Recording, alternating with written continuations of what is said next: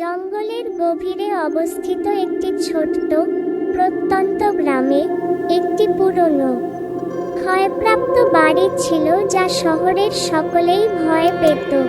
স্থানীয়রা এটিকে Whisper house বলে ডাকত। তারা সর্বদা বহিরাগতদের এখান থেকে দূরে থাকার জন্য সতর্ক করে দিত, দাবি করত যে এটি অভিশপ্ত। এর দেয়াল অতীতের ফিসফিসানিতে জীবন্ত। কেউ ঠিক কখন এটি পরিত্যক্ত হয়েছিল তা মনে করতে পারে না, তবে বাড়িটি সেখানেই দাঁড়িয়েছিল, সময়ের দ্বারা ভুলে গিয়েছিল। যতক্ষণ পর্যন্ত কেউ মনে করতে পারে। শহরের একজন তরুণ সাংবাদিক অ্যামেলিয়া এই বাড়ি এবং এর ভয়ঙ্কর ইতিহাস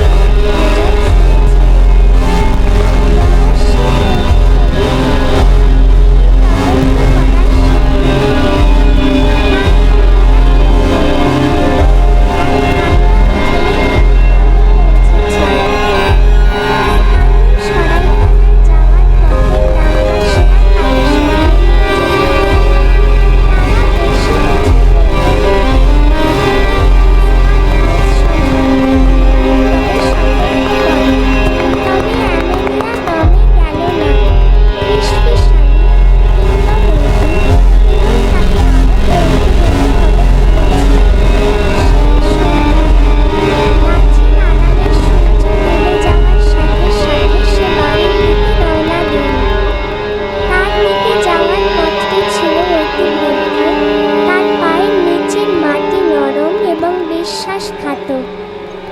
সে যতই এগোচ্ছিল, বাতাস ততই ভারী হচ্ছিল, যেন বন তার নিঃশ্বাস আটকে রেখেছিল। যখন সে বাড়িতে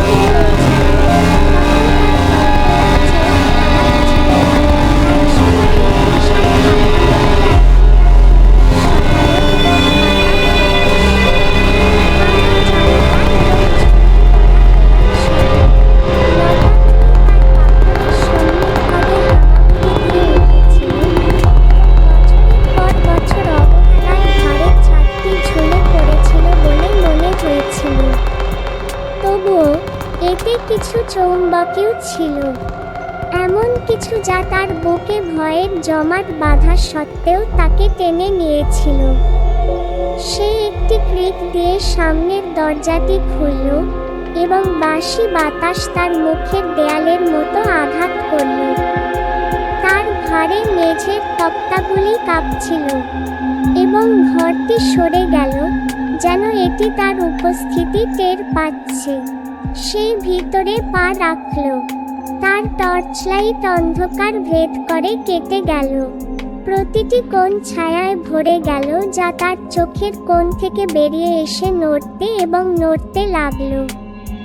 দেয়ালগুলি বিবর্ণ ওয়ালপেপার দিয়ে আবৃত ছিল, বয়সের সাথে সাথে খোসা ছাড়িয়ে হলুদ হয়ে গিয়েছিল। বাতাসে ছাঁচ আর পচনের গন্ধ ঘন ছিল, আর ফিসফিসারের মৃদু আওয়াজ ঘর জুড়ে ভেসে আসছিল। প্রথমে সে ভেবেছিল বাতাস, কিন্তু যতই সে শুনছিল, ততই স্পষ্ট হয়ে উঠল যে ফিসফিসগুলো এলোমেলো নয়। এগুলো শব্দ, বাক্যের টুকরো, প্রাচীন এবং ভুলে যাওয়া কিছু পরিচয়।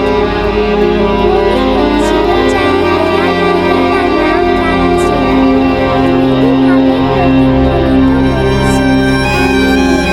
সে স্তব্ধ হয়ে গেল। সে কি এটা কল্পনা করেছিল? এই গ্রামে তার নাম পৌঁছে গেছে। ফিসফিস আবার এলো, এবার আরো জোরে, আরো জোরে। অ্যামেলিয়া, কাছে এসো। ঘরের গভীরে পা রাখার সাথে সাথে তার হৃদয় কেঁপে উঠল। ফিসফিসগুলো তার চারপাশে ঘুরপাক খাচ্ছিল, এখন এক অস্পষ্ট এবং ভৌতিক কণ্ঠস্বরের কোলাহল।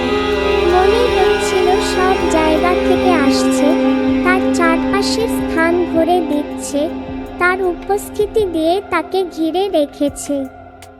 ওদের কথা শুনো না, একটি কণ্ঠস্বর বলল। এটি স্পষ্ট এবং স্পষ্ট। এটা ছিল একজন পুরুষের কণ্ঠস্বর, গভীর এবং কাঁটাযুক্ত, এবং মনে হচ্ছিল এটা ঘরের একেবারে কেন্দ্র থেকে আসছে। সেই শব্দের দিকে ঘুরে গেল। তার স্পন্দন দ্রুত হয়ে উঠছিল। বেসমেন্টের দরজা খোলা ছিল, বয়সের সাথে সাথে কাঠের ফ্রেমটি ফাটল ধরেছিল। ভেতর থেকে একটা অন্ধকার, অশুভ উপস্থিতি বেরিয়ে আসছিল বলে মনে হচ্ছিল। তার কৌতূহল তার ভয়কে ছাড়িয়ে গেল। সে বেসমেন্টের দরজার দিকে এক পা এগিয়ে গেল। টর্চটি ধরতে ধরতে তার হাত কাঁপছিল। ফিসফিস আরো জোরে জোরে শব্দ করছিল। তাদের তাড়াহুড়ো আরো বেড়ে গেল।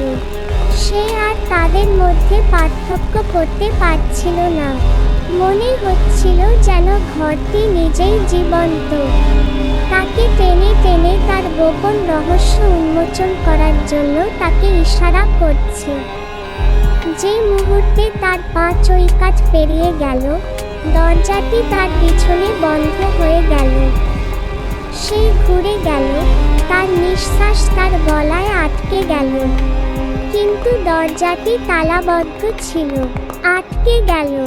দরজায় ধাক্কা দেওয়ার সাথে সাথে তার ভেতরে আতঙ্ক ছড়িয়ে পড়ল, কিন্তু কেউ এলো না। ফিসফিস আরো জোরে, এখন একটি বধির গর্জন, এবং ছায়াগুলি প্রসারিত এবং মোচড় দিয়ে উঠল।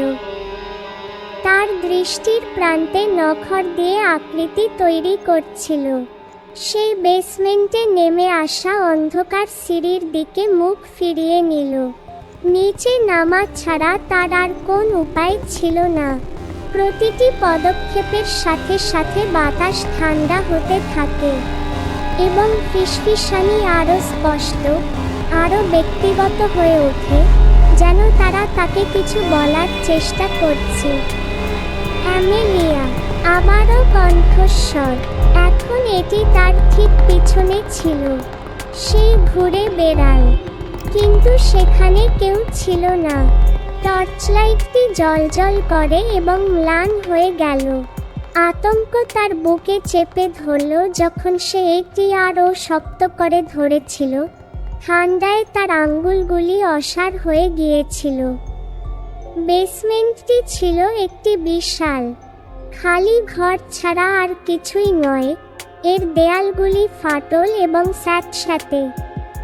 তার টর্চলাইটের পাতলা রশ্মি থেকে একমাত্র আলো আসছিল। সে যখন আরো দূরে সরে গেল, তখন সে অদ্ভুত কিছু লক্ষ্য করল। দেয়ালে খোদাই করা আকৃতি, পাথরের গভীরে খোদাই করা প্রাচীন প্রতীক। চিহ্নগুলির উপর তার আঙ্গুলগুলি খুঁজে বের করার সাথে সাথে তার উপর ভয়ের অনুভূতি এসে বসল। তারা একটি অস্বাভাবিক শক্তিতে কাঁপছিল বলে মনে হয়েছিল। তারপর তার চোখের কোণ থেকে সে এটি দেখতে পেল। আলোর ঠিক ওপারে দাঁড়িয়ে থাকা একটি চিত্র, ফ্যাকাশে এবং ছায়াময়। এর মুখমণ্ডল অস্পষ্ট ছিল, কিছু অস্পষ্ট বৈশিষ্ট্য যা দেখে মনে হচ্ছিল